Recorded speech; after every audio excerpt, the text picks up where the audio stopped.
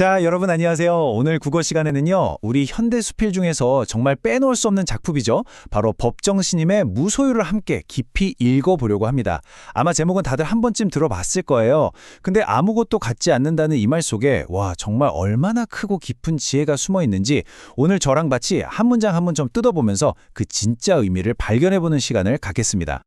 본격적으로 작품을 보기 전에 이 책이랑 관련된 아주 재미있는 이야기 하나 먼저 해볼게요. 법정 스님께서 돌아가신 후에 스님의 뜻을 기리기 위해서 이 무소유 책을 더 이상 출판하지 않기로 했어요. 자, 그러자 어떤 일이 벌어졌을까요? 정말 신기하게도요, 소유하지 마세요 라는 가르침이 담긴 이 책을 내가 꼭 소유해야겠다 하면서 사람들이 서점으로 막 달려간 거예요. 그래서 순식간에 책이 다 빨려버렸죠. 이게 참 뭐랄까 되게 역설적인 상황이죠. 무소유를 소유하려는 이 모습. 어쩌면 이게 바로 오늘 우리가 파고들 무소유의 핵심을 딱 보여주는 장면이 아닐까 싶습니다. 자, 그래서 오늘은요, 이런 순서로 무소유를 차근차근 들여다볼 겁니다. 글이 어떻게 시작해서 스님이 난초를 통해 어떤 깨달음을 얻는지, 그리고 그 작은 깨달음이 어떻게 세상의 큰 이치로 확장되는지, 마지막으로 이 글이 우리에게 어떤 질문을 던지는지 함께 따라가 보도록 하죠. 네, 첫 번째 순서입니다. 소유하고 싶은 무소유. 이 글의 출발점부터 같이 한번 살펴보겠습니다. 법정 스님은 이 글을 마하트마 간지의 한마디를 소개하면서 시작해요. 한번 보세요. 인도의 위대한 영혼이었던 간디가 가진 거라곤 고작 밥그릇 하나, 염소젓 한 깡통, 그리고 낡은 담요 한 장. 이게 전부였다는 거예요.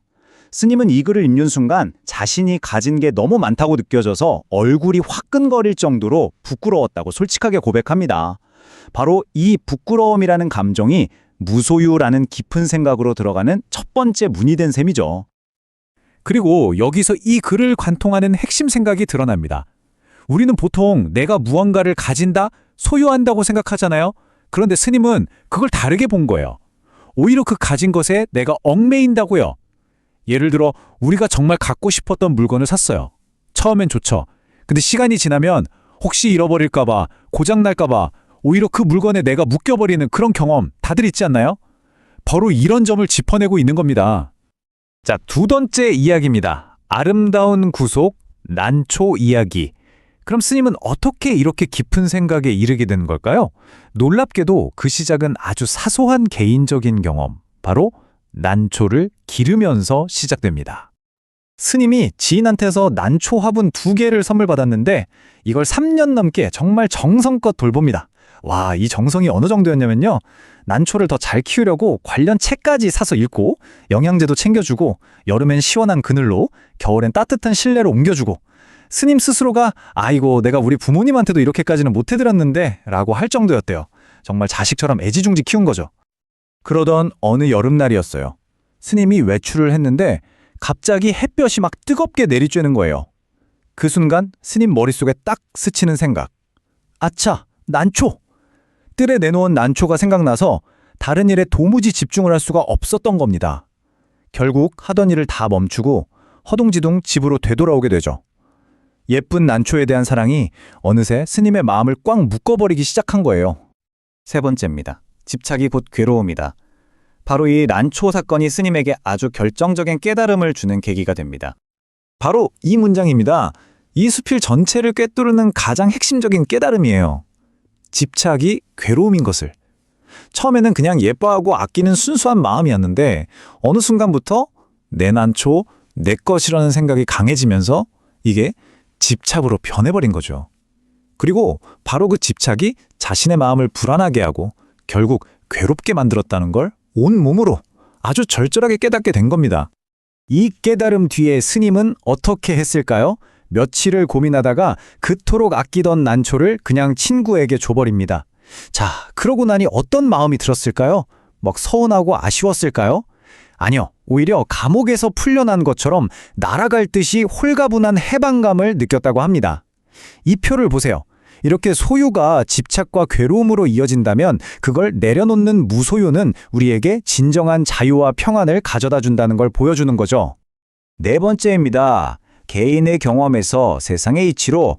이 수필이 정말 위대한 이유가 바로 여기 있어요.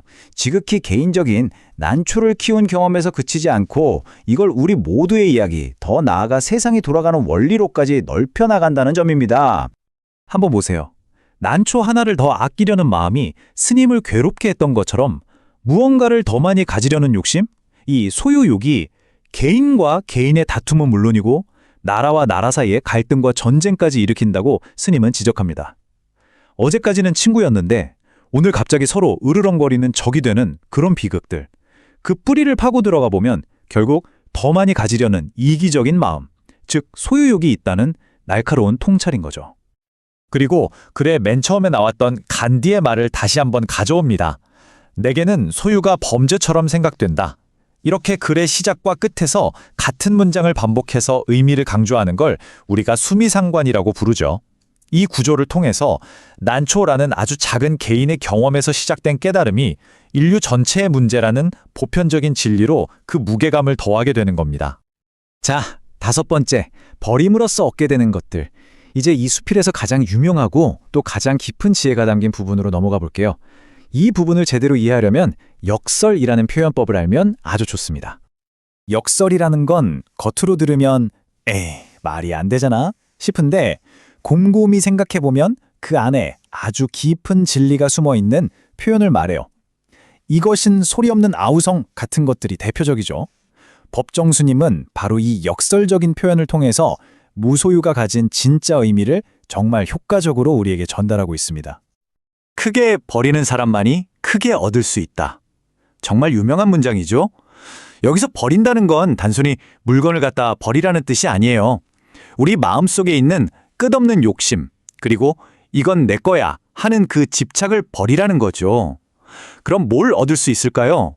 네, 돈이나 명예 같은 것과는 비교도 할 수 없는 진짜 마음의 편안과 자유, 만족감을 얻게 된다는 뜻입니다. 이 문장이야말로 역설의 아름다움을 가장 잘 보여주죠. 아무것도 갖지 않을 때 비로소 온 세상을 갖게 된다. 이게 도대체 무슨 소리일까요? 자, 한번 상상해봐요. 만약 제가 강가에 엄청나게 멋진 별장을 하나 소유하고 있다고 해봐요. 그럼 저는 휴가 때마다 그 별장에만 가겠죠. 다른 좋은 곳이 있어도 왠지 그 별장에 얽매이게 된단 말이에요. 근데 반대로 제가 아무 별장도 소유하고 있지 않다면 어떨까요?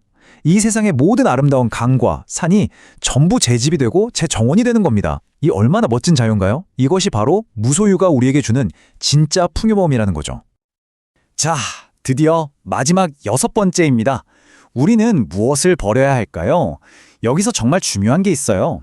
법정 스님의 무소유는 그냥 물건 갖지 말고 가난하게 사세요 하는 이야기가 절대 아니라는 점입니다.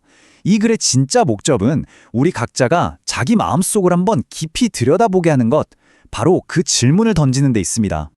자, 이제 여러분 스스로에게 한번 질문을 던져볼 시간이에요. 지금 나의 마음을 가장 무겁게 짓누르고 나를 자유롭지 못하게 꽉 얽매고 있는 건 뭔가요?